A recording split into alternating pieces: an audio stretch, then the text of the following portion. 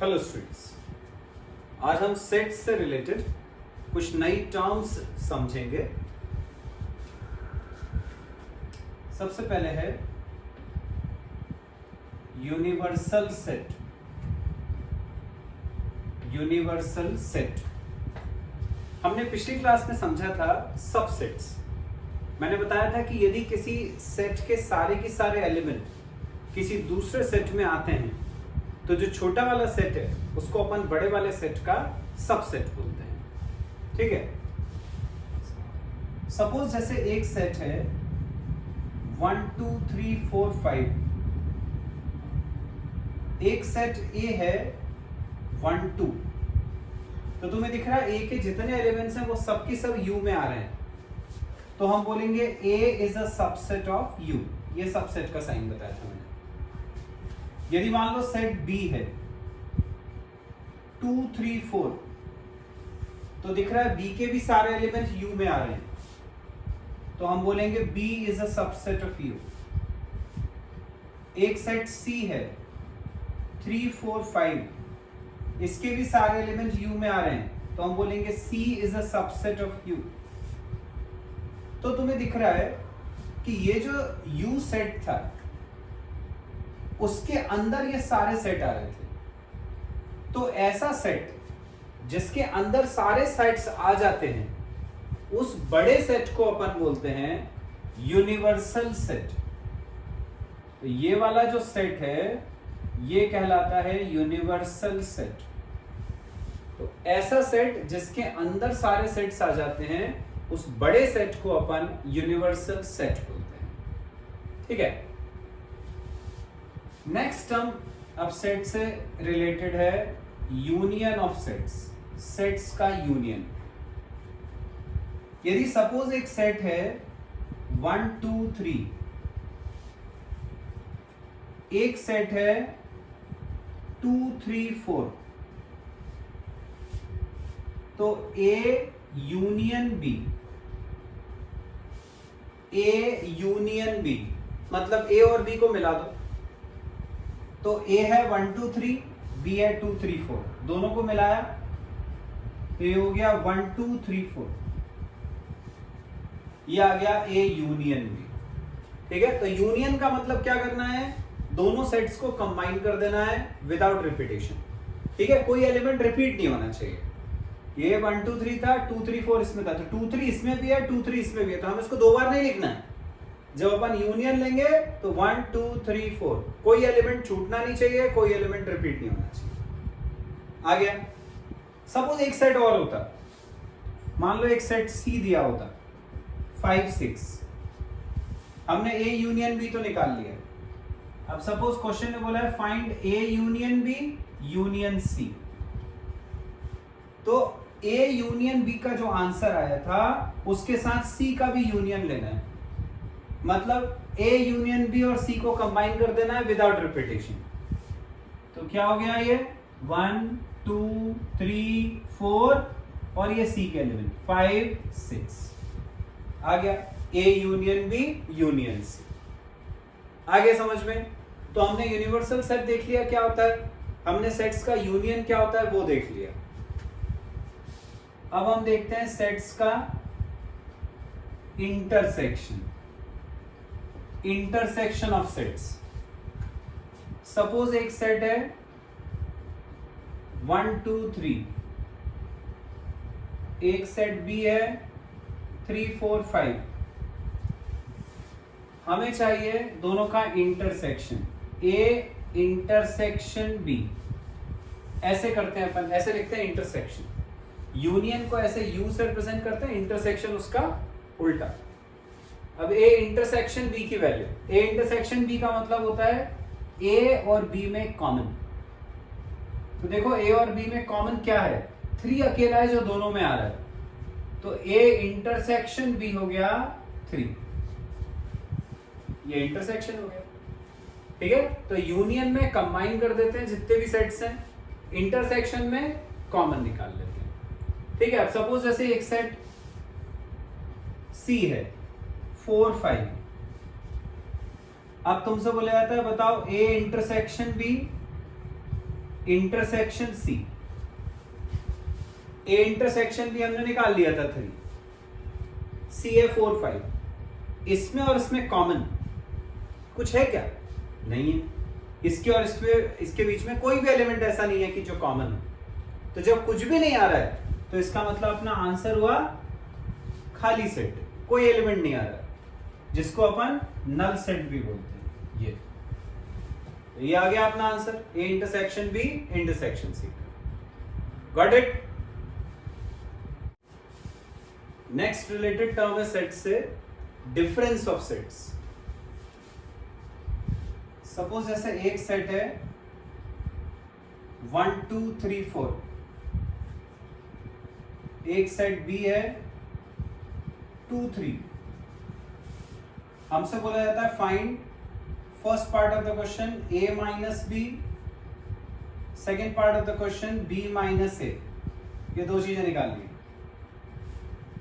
a minus B निकालते हैं। a minus B का मतलब होता है a के वो एलिमेंट्स जो b के अंदर प्रेजेंट नहीं है, elements of a which are not present in b। a के वो एलिमेंट जो b के अंदर नहीं है।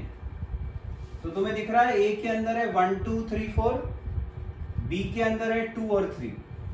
तो जैसे मैंने बोला a के वो एलिमेंट सोचो जो b के अंदर नहीं आ रहे। कौन कौन से एलिमेंट ऐसे हैं a के जो b में नहीं आ रहे? 1 और 4 इसमें है पर उसमें नहीं है। तो a माइनस बी हो गया 1, 4 आ गया। सिंपल एकदम। a माइनस बी का मतलब a के वो एलिमेंट जो b में नहीं है। अब हम निकालते हैं b माइनस ए। इसका मतलब b के वो एलिमेंट जो a में नहीं है। तो देखो b के ऐसे कौन से एलिमेंट्स हैं जो a के अंदर नहीं है? है क्या ऐसा कोई एलिमेंट b में जो a में प्रेजेंट नहीं है? b के अंदर 2 3 है पर वो a में तो नहीं है। इसका सॉरी a में तो है, मतलब b का कोई भी ऐसा एलिमेंट नहीं है जो a के अंदर प्रेजेंट नहीं है। सारे के सारे एलिमेंट आ रहे हैं, मतलब b माइनस ए में कुछ नहीं मिलने वाला अपने को। तो b माइनस ए हो गया नल सेट। आ गया समझ में? एक और एग्जांपल देता हूं। सपोज a सेट है a b c, b set है c d। अब निकालना है हमें a माइनस बी। तो a के वो एलिमेंट ढूंढो जो b में नहीं है। a के ऐसे कौन से एलिमेंट हैं जो b में नहीं है? a और b। देखो इसमें है उसमें नहीं है। तो a माइनस बी का आंसर आ गया ए बी। चलो b माइनस ए देखते हैं। b माइनस ए मतलब b के वो एलिमेंट जो इसमें नहीं है। b में c है, वो c इसमें भी है, पर b में d है जो इसमें नहीं है। ये हो गया d। आ गया? सिंपल। ठीक है, तो ये देख लिया अपन ने difference of sets. Next related term है complement of a set. Complement of a set, किसी सेट के कॉम्प्लीमेंट को अपन ऐसे डैश से रिप्रेजेंट करते हैं, a डैश। इसका मतलब होता है u माइनस ए। u माइनस ए, u का मतलब यूनिवर्सल सेट। तो यूनिवर्सल सेट के वो एलिमेंट जो a के अंदर नहीं है उसको अपन बोलेंगे सेट a का कॉम्प्लीमेंट।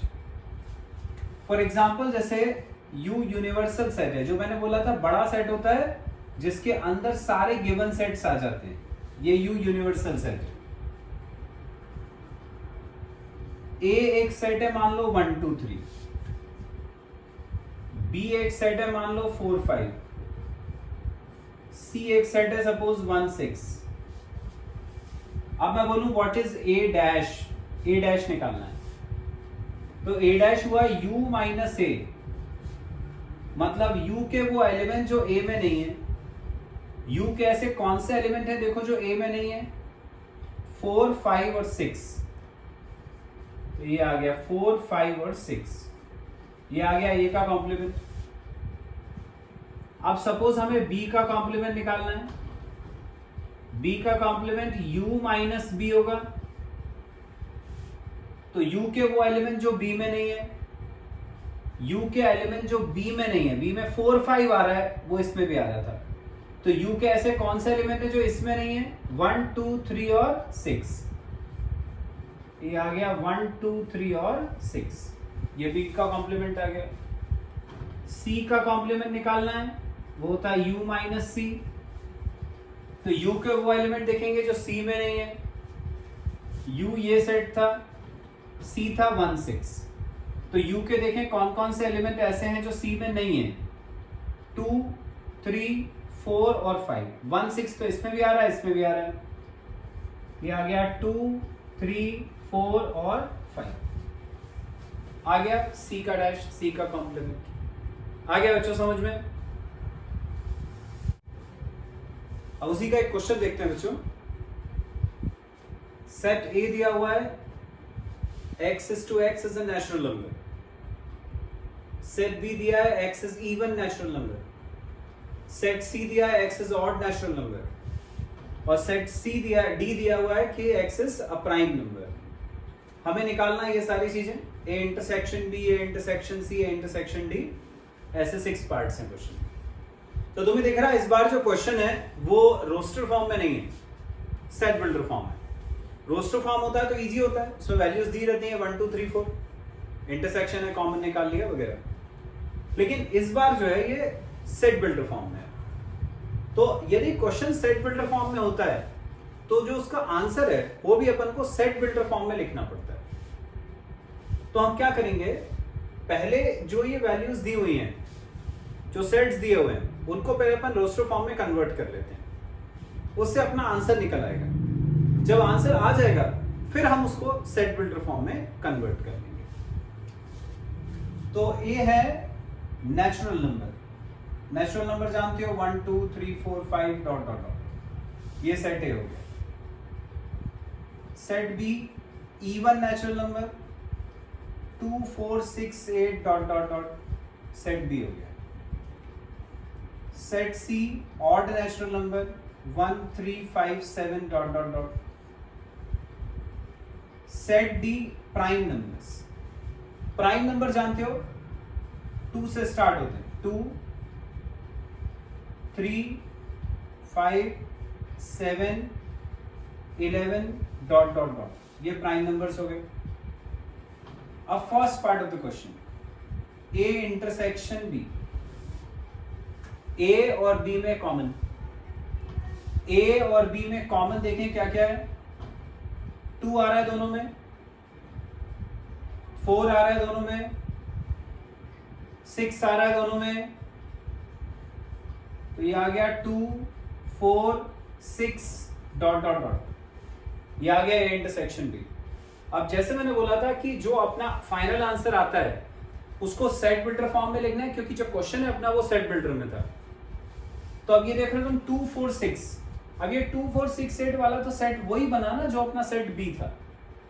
तो अब अपन इसको क्या लिख सकते हैं, जो हमारा सेट बी था, मतलब अपन इसको लिख सकते हैं x is to x is even natural number, even natural number। ये तो या तो ऐसा लिख दो आंसर, या हमको पता है x is to x is even natural number अपना कौन सा सेट था, क्वेश्चन में दिया था b, तो हम इसको लिख सकते हैं कि ये सेट b का के बराबर है। आ गया समझ में? ये first part of the question हो गया। Second part of the question, A intersection C, A और सी में कॉमन, इंटरसेक्शन मतलब कॉमन, 1 आ रहा है, 3 आ रहा है, 5 आ रहा है, 1 3 5 7 डॉट डॉट डॉट। कैसे नंबर्स हैं? ऑड नेचुरल नंबर्स हैं, तो हम लिख देंगे x is to x is odd natural number, ये ऑड नेचुरल नंबर हो गया।